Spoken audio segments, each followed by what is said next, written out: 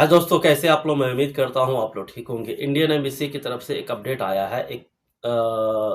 उसने जारी किया है, एक लेटर जारी किया है जो आप देख सकते हैं। इसमें लिखा हुआ है एमएमजी कंपनी के बारे में।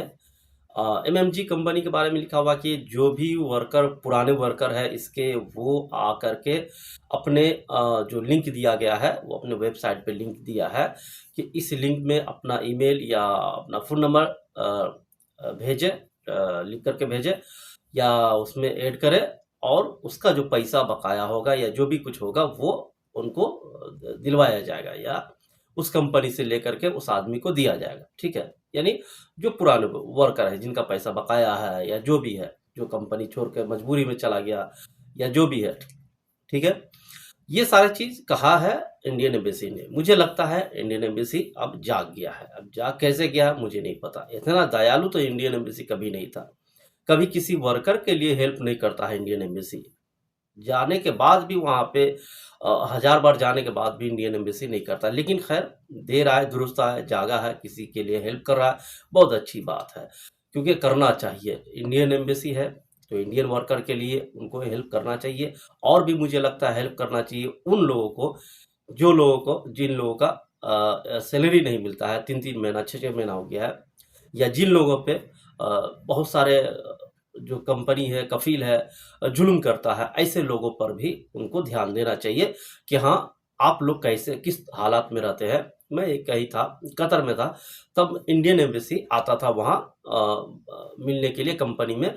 वर्कर सबसे बात करता था, आकर के मिलता था। लेकिन ये सऊदी अरब के अंदर ऐसा मैं अभी तक तो नहीं देखा हूँ कि किसी वर्कर से आकर के इंडियन एम्बेसी मिला हो या उनका आदमी आया हो और कहा हो कि भाई आप लोग कैसे रह रहे हो, कैसे खाना पीना हो रहा है, क्या पगार मिल रहा है, नहीं मिल रहा है। इस तरह का चीज़ मैं यहाँ तो नहीं देखा हूँ। ठीक है, खैर, दे रहा है, दुरुस्त है।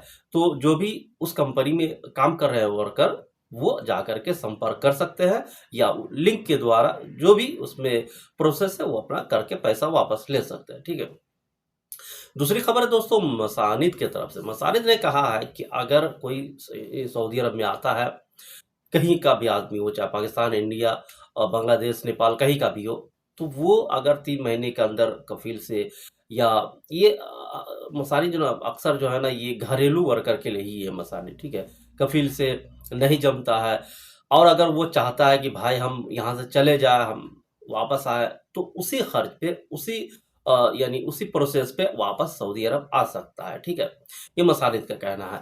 इस पे एक अपडेट आई हुई है, मैं आपको बता दूं अपडेट क्या आई है। और उससे पहले आपसे रिक्वेस्ट रहता है कि चैनल को सब्सक्राइब और लाइक शेयर कर दीजिए। इंडियन एम्बेसी ने हाल ही में एक महत्वपूर्ण अपडेट जारी किया है। इस अपडेट में बताया गया है कि अगर कोई भारतीय नागरिक, विशेष रूप से मोहम्मद अल मोजिल कंपनी, जिसे एमएमजी के नाम से भी जाना जाता है, में अगर काम कर रहा था और उसे अब तक उसका वेतन नहीं मिला है, तो वे इस बारे में एम्बेसी से संपर्क कर सकता है। इंडियन एम्बेसी के अनुसार यदि आपका वेतन यानी सैलरी इस कंपनी के ऊपर बाकी है, तो आप अपनी जानकारी इस एम्बेसी तक पहुंचा सकते हैं। इसके लिए आपको अपना ईमेल एड्रेस या मोबाइल नंबर एक निर्धारित लिंक पर क्लिक करके दर्ज करना होगा। इस प्रक्रिया के बाद एम्बेसी की टीम आपसे संपर्क करेगी और आपका मामला सुनेगी। इसके बाद आपके बकाया वेतन को दिलाने की प्रक्रिया शुरू की जाएगी, ऐसा इंडियन एम्बेसी ने कहा है। आप देख देख रहे हैं, एक लेटर भी जारी किया है। ठीक है, इंडियन एम्बेसी ने स्पष्ट किया है कि यदि आप इस कंपनी में काम कर चुके हैं या आपका कोई जानने वाला इस कंपनी में कार्यरत था और उसका वेतन अभी तक नहीं मिला है, तो आप इस सूचना को आगे बढ़ाएं। इससे प्रभावित व्यक्ति को सही जानकारी मिलेगी और वो एम्बेसी से संपर्क कर सकता है। मेरा कहना है कि जिनका सैलरी 3 महीना से नहीं मिल रहा है या 6 महीना से नहीं मिल रहा है, उनसे भी संपर्क कीजिए तो अच्छा रहेगा। आते हैं दूसरी खबर पे दोस्तों। मसानिद प्लेटफॉर्म, जो कि सऊदी अरब में घरेलू वर्कर के हुकूक और उनके मामलों को डील करता है, उसने ये अपडेट दी है कि फ्री वीज़ा विदाउट ट्रांसफ़र अब सऊदी अरब में मुहैया कराया गया है। यानी अगर कोई घरेलू वर्कर सऊदी अरब में आता है और उसकी ताज बरती मुद्दत, यानी जो तजुर्बाती मुद्दत है, तजुर्बाती मुद्दत 3 महीने 90 दिन के दौरान वो वापस चला जाता है, तो उसी स्टेटस और फीस पर नया वीज़ा निकलवा सकता है बिना कोई फीस के। वर्कर का स्टेटस ठीक होना चाहिए।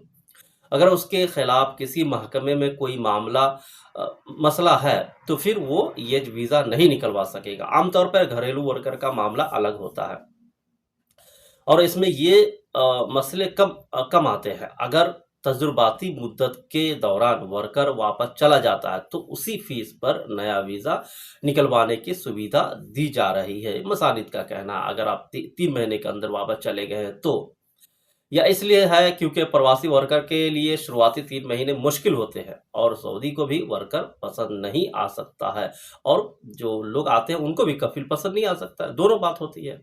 वीज़ा और सरकारी फीस मिलाकर लगभग 10,000 से 11,000 सऊदी रियाल खर्च आता है। इस सुविधा से दोनों पक्षों को फायदा होने वाला है। अगर कोई हाउस ड्राइवर का वीज़ा लेकर आता है और 90 दिन के अंदर वापस चला जाता है, तो उसी फीस में नया वीज़ा जारी करवाया जा सकता है। सऊदी कफील भी जारी करवा सकता है उसी फीस पे, उस पे ज़्यादा एक्स्ट्रा पैसा नहीं लगेगा।